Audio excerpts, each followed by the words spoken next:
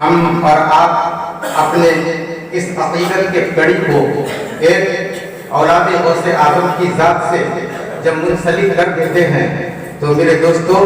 ہماری عقیدت یہیں تک نہیں رہتی، بلکہ یہاں سے جب وہ پرواز کرتی ہے تو پرواز کرتے کرتے پہنچتی ہے سرکار پٹنہ کے بارگاہ میں، اور جب وہاں پہنچتا ہے نا تو پھر اس کے بعد جب وہاں سے ان کا ایک سہارا ملتا ہے تو ہر عقیدت مند وہ لوگ جو رئیس العابدین سے اپنے عقیدت کے کنیکشن کو جوڑ لیا ہے، اب میرے دوستو وہاں سے جب وہ روانہ ہوتا ہے تو ہماری عقیدت کا سفر کرتا ہوا پہنچتا ہے غریب نواز کے بارگاہ تک۔ میرے دوستو پھر جب ان کے دربار میں ہماری اور آپ کی عقیدت مثل ستارے کی طرح جب اس کے اندر جگمگاہٹ پیدا ہو جاتی ہے تو پھر میرے دوستو وہاں سے غریب نواز کا جب دست کرم ہمارے اور آپ کے اوپر ہوتا ہے تو وہاں سے جب یہ عقیدت سفر کرتی ہے تو سفر کرتے کرتے پہنچتی ہے اس بارگاہ عظیم میں جسے دنیا بڑے بڑے کے نام سے جانتی ہے، غوث اعظم کے نام سے پہچانتی ہے۔ میرے دوستو اس دربار تک پہنچتے ہیں اور جب یہ عقیدت وہاں جاتی ہے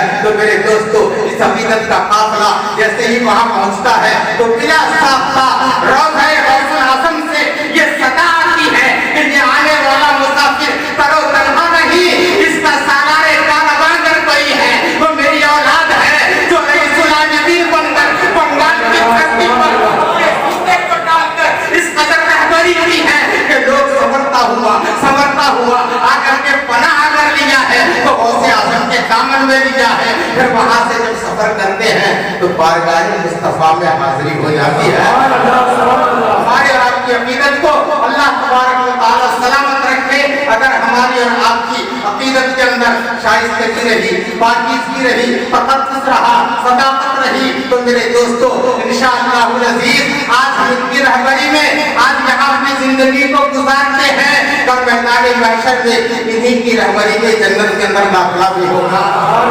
درود پاک پڑھ لیجیے، اللہم صلی علی سیدنا شفیعنا و حبیبنا و مولانا محمد بارک وسلم، صلاۃ و سلام علیک یا رسول اللہ و علیک یا حبیب اللہ صلی اللہ تعالی علیہ وسلم۔ برادران ملت اسلامیہ، بہت ہی چند لمحے کے لیے میں آپ کے سامنے حاضر ہوا ہوں جو میں بہت ضروری گفتگو ہے جو حضرت اپنی زبان سے آپ تمامی حضرات کے سامنے رکھیں گے۔ میرے دوستو یہ اولاد حضرت غوث اعظم اولاد غوث اعظم کہتے ہیں، یہ آل رسول کی ذات جس کی عقیدت اور محبت ہمارے اور آپ کے ذات سے منسلک ہے۔ میرے دوستو ہم اور آپ اپنے آپ کو ان کے دربار میں آ کر کے یہ ظاہر کرتے ہیں کہ حضور آپ کا رشتہ اس ذات بابرکات سے ہے جس در کے ہم تمام گدا نظر آتے ہیں، جس در کے ہم تمام سائل نظر آتے ہیں۔ میرے دوستو اسی عقیدت و محبت کے ساتھ اپنی زندگی کو بسر کرتے رہیں۔ وہ غوث اعظم کے دربار میں اور جانتے ہیں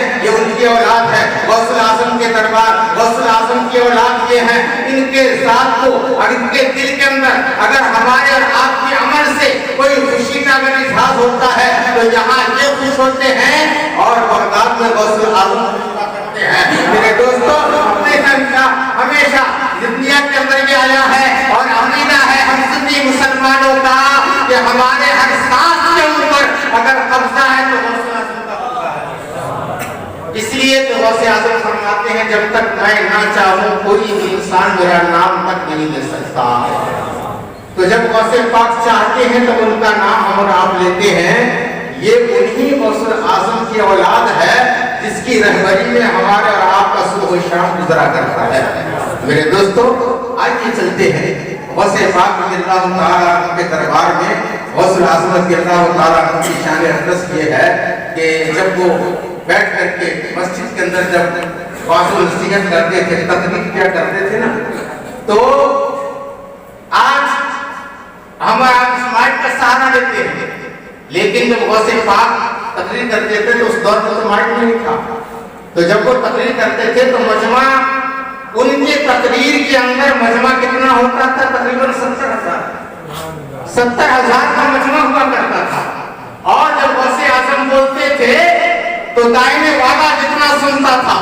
بائیں والے بھی اتنا سنا کرتے تھے، آگے والا جتنا سنتا تھا پیچھے والے بھی اتنا سنا کرتے تھے۔ ایک مرتبہ غوث پاک تقریر فرما رہے ہیں، گفتگو ہو رہی ہے شب معراج کے پر مصطفیٰ جان رحمت کے سفر معراج کی گفتگو ہو رہی ہے۔ میرے آقا ارشاد فرما رہے ہیں غوث الاعظم کہ حضور جب یہاں سے چلنے کے بعد معراج کا سفر کیا، یہاں گئے وہاں گئے، گویا وہ تقریر کر رہے ہیں کہ یہودی کا گزر ہو رہا ہے، اور جیسے وہ یہودی گزرتا ہے جب سنا کہ غوث الاعظم کی تقریر ہو رہی ہے وہ کھڑا ہو گیا اور کھڑا ہو کر کے سننے لگا۔ تقریر کو جب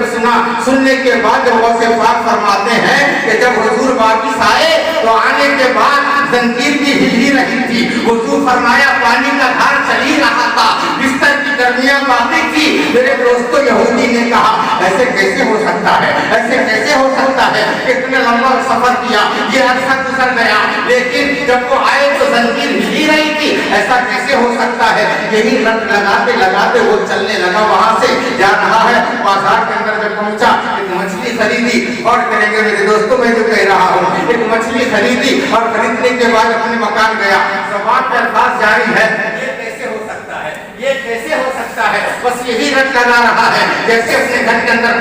پہنچنے کے بعد بیوی کو کہا اس مچھلی کو بناؤ، کیا کر رہی ہو؟ بیوی اس کی سوپ کاٹ رہی تھی، چرخا چلا کر کے اس کو تیار کر رہی تھی، کہا میں یہ کام کاٹوں تو مچھلی بنا دوں گی، اور وہ وہاں سے نکلتا ہے، زبان کے اوپر رٹ جاری ہے یہ کیسے ہو سکتا ہے، زبان کے اوپر صدا ہے یہ کیسے ہو سکتا ہے کہ اتنے لمحے میں اتنے عرصے گزرنے کے بعد جب واپس آ گئے تو زنجیر ہلی رہی ہے، بستر کی گرمی باقی ہے، اور کپڑا لیا چلا میرے دوستو، کہا میں نہا کے آتا ہوں تو مچھلی کو بنا کے رکھو، اور جیسے وہ تالاب کے اندر میں دریا کے کنارے گیا، جانے کے بعد میرے دوستو اپنے کپڑے کو رکھا، دریا کے اندر جیسے ہوتا لگایا، ہوتا لگانے کے بعد جب وہ اٹھتا ہے تو اٹھنے کے بعد دیکھتا ہے وہ سما بھی نہیں ہے، وہ فضا بھی نہیں ہے، وہ پانی کی لہر نہیں ہے، وہ پانی کا موج باقی نہیں ہے، اور یہ دیکھتا ہے کہ پہلے میں مرد تھا اب میں مرد نہیں ہوں، بلکہ اللہ نے اسے عورت کے اندر تبدیل کر دیا ہے۔ اب میرے دوستوں وہ کھڑی ہے، وہاں پر کھڑی ہو کر سوچ رہی ہے، اتنے میں دیکھا شہزادہ وہ شاہ وہاں پہ آتا ہے، گھوڑے کے اوپر سوار ہو کر آیا، جیسے اس کی نظر پڑی وہ کہا اتنی خوبصورت حسین و جمیل لڑکی، کہا چلو میرے ساتھ میرے محل کے اندر میں تمہیں رانی بنا کر رکھوں گا، کہا پہلے میری بات تو سن لے، کہا میں کچھ سننا نہیں چاہتا، اپنے چادر کو پھینکا، آج چادر کو پہن لے، چادر کو پہنایا، گھوڑے کے اوپر سوار کیا، اپنے محل کے اندر لے کر کے آیا۔ آنے کے بعد میرے دوستوں عرصہ گزر گیا، نکاح ہو گئی، بچے ہو گئے، لیکن ایک دن ایسا ہوا کہ وہ کہا سنو میں جاتی ہوں وہاں سے غسل کر کے آ رہی ہوں۔ اب جیسے میرے دوستوں وہاں پہنچی ہے وہ نہانے کے لیے پہنچی، کپڑے کو رکھا، پھر جیسے ہی وہ اس پانی کے اندر ہوتا لگایا، ہوتا لگانے کے بعد جیسے اوپر آتی ہے دیکھتی کیا ہے وہ سما نہیں ہے، وہ فضا نہیں ہے، وہ پانی کی لہر نہیں ہے۔ اب یہ دیکھ رہا ہے کہ اور ان کے آئی تھی، لیکن اب جب نکلا ہے تو وہ کمر پہلے کی طرح برف بن گیا ہے، اب کپڑے وہاں پر موجود ہیں۔ اب میرے دوستوں اس کے دماغ کے اندر وہ باتیں آئی، پھر وہ کپڑا چینج کیا،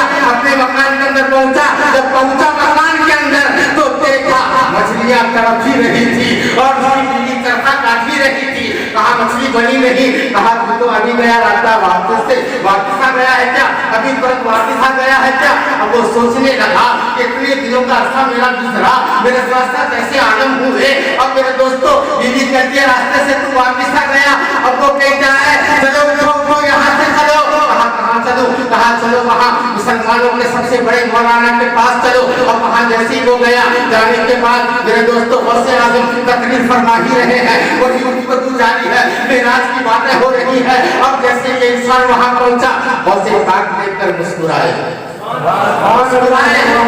میرے دوستو آپ نے دیکھا ہوگا اولاد غوث اعظم حضرت رئیس العابدین جب اچھے مزاج میں جب رہتے تھے نا، ہر آنے والا جب آتا تھا تو اسے دیکھ کر حضرت مسکرا دیا کرتے تھے۔ میرے دوستو پتہ یہ چلتا ہے کہ ایک اولاد نبی کا مسکرانا ہمیں آپ کو دیکھ کر کے اے اللہ رسول ہے تو قبول فرما لے، یہاں جیسے وہ دیکھ کر مسکرائے اگر وہاں بھی مسکرا دے تو بیڑا پار ہو جائے گا۔ میرے دوستو پھر اللہ تبارک و تعالیٰ کے مقدس ولی غوث پاک کے دربار کے اندر جب یہ یہودی پہنچا، غوث پاک مسکرائے اور فرماتے ہیں لوگوں جس کو معراج کا واقعہ سمجھ میں نہ آیا ہو اس یہودی سے سمجھ لو، اس یہودی سے سمجھ لو۔ اب میرے دوستو پتہ یہ چلا